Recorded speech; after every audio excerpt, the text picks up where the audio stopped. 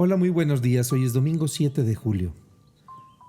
Hoy escuchamos en el Evangelio de San Marcos que en aquel tiempo Jesús fue a su tierra en compañía de sus discípulos. Cuando llegó el sábado, se puso a enseñar en la sinagoga y la multitud que lo escuchaba se preguntaba con asombro: ¿dónde aprendió este hombre tantas cosas? ¿De dónde le viene esa sabiduría y ese poder para hacer milagros? ¿Qué no es este el carpintero, el hijo de María, el hermano de Santiago, José, Judas y Simón? ¿No viven aquí entre nosotros sus hermanos? Y estaban desconcertados. Pero Jesús les dijo: todos honran a un profeta menos los de su tierra, sus parientes y los de su casa. Y no pudo hacer ahí ningún milagro. Solo curó a algunos enfermos imponiéndole las manos. Y estaba extrañado de la incredulidad de aquellos, y luego se fue a enseñar a los pueblos vecinos.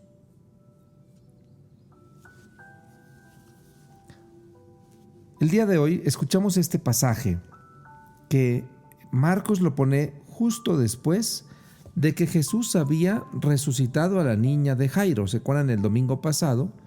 Cuando Jesús primero lo tocó a aquella mujer el manto y quedó sana, y después Jesús reanima a quien ya creían muerta, a la hija de Jairo. Entonces pone este contraste. Primero este gran profeta que hacía estos grandes milagros, y después este mismo gran profeta, ahora en su tierra, que nadie le cree, que todos se sorprenden, todos se desconciertan, dicen, y estaban todos desconcertados porque se preguntaban: ¿cómo es posible que que nosotros conocemos, que sabemos de dónde viene, que conocemos que hacía antes, era carpintero, era hijo de María, cómo es posible que alguien que nosotros conocemos sea un profeta y hable con esta sabiduría? A mí me llama mucho la atención esto, porque siempre tendemos a poner a Dios fuera de nuestra vida real, de nuestra vida concreta. Pensamos en un Dios que está en las nubes, que está lejos, que está en el cielo, no en el Dios que está en nuestro corazón, en nuestras relaciones y en nuestra vida diaria. Preferimos a un Dios en el Santísimo, a un Dios que a lo mejor me confronta a través de mi esposo o de mi esposa, de mi hijo, de mi padre o de un amigo. ¿Cuántas veces nosotros también nos extrañamos cuando alguien conocido por nosotros, cercano a nosotros, después de haber vivido una experiencia de Dios, viene y nos habla de Dios y le decimos: ¿y de cuándo acá vienes tú a hablarme de Dios? Si yo te conozco, yo sé cómo eres. Pero esa persona ha sido transformada. Eso le había pasado a Jesús. Ese que ellos conocían, ya no lo conocían. ¿Por qué? ¿Qué había pasado en Jesús? Había tenido la experiencia del Padre en el bautismo, ¿recuerdan ustedes? Él se había ido de su pueblo y se había encontrado con el Bautista y había experimentado el Espíritu Santo que le decía quién era él. Tú eres mi hijo muy amado. Y se había ido al desierto y había encontrado la fuerza espiritual para comenzar su vida pública.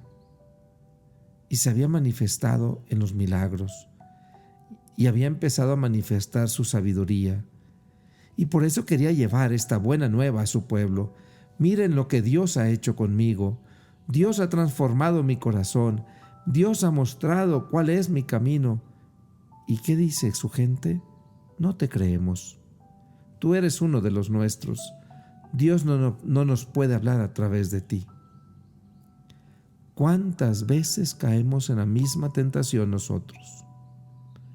Porque si va y nos lo dice el Padre, le hacemos caso, pero si nos lo dice nuestra esposa, no le hacemos caso.